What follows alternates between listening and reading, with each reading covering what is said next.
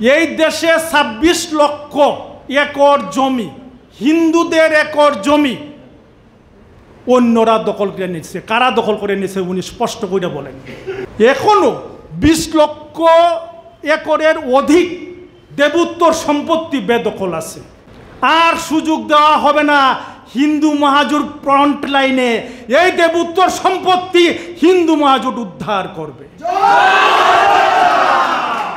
আমরা এই প্রতিকূল অবস্থার মধ্যে থেকেও বিশ্ব হিন্দু পরিষদ এর নেতৃবৃন্দ এবং ভারতের ক্ষমতাসীন দল বিজেপির নেতৃবৃন্দের সঙ্গে আমাদের দুঃখিত মহাসচিব মহোদয় যোগাযোগ, সার্বক্ষণিক যোগাযোগ রেখে চলছেন।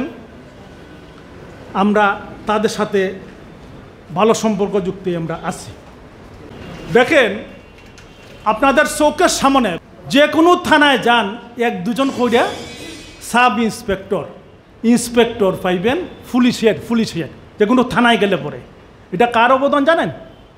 এই গোবিন্দ প্রামাণিকের অবদান। How it possible? আমি সাক্ষী। ভারতের পররাষ্ট্রমন্ত্রী সুষমা স্বরাজের সঙ্গে ওনার ঘনিষ্ঠ সম্পর্ক। এই পররাষ্ট্রমন্ত্রী যখন বাংলাদেশে আসেন, এই হোটেল সোনারগাঁয়ে গোবিন্দ প্রামাণিক মহোদয়, আমাদের মহাসচিব মহোদয় দীর্ঘ ৪৪ মিনিট সুষমা স্বরাজের সঙ্গে বৈঠক করেছেন এবং বলেছেন এই দেশের হিন্দুদেরকে নির্যাতন যদি অল্প হলেও অন্ততপক্ষে সুবিধা করা যায়, তাহলে থানা পর্যায়ের আমাদের হিন্দুদের পুলিশ কর্মকর্তা থাকতে হবে।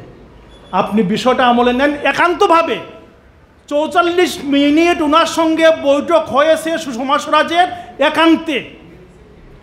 ওই একান্তে ওইখানের মধ্যে আমাদেরকেও যাইতে দেয় না, শুধু উনি আর সুষমা স্বরাজ বলেছেন। বাইর হওয়ার পরে জিজ্ঞেস করলাম, দাদা আপনি কি বলছেন?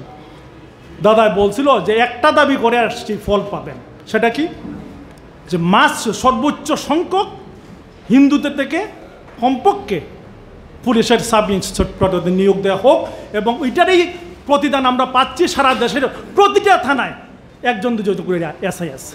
ওইটা গোবিন্দ দান নাই, আপনারা দেখেন নাই, আপনারা পান নাই।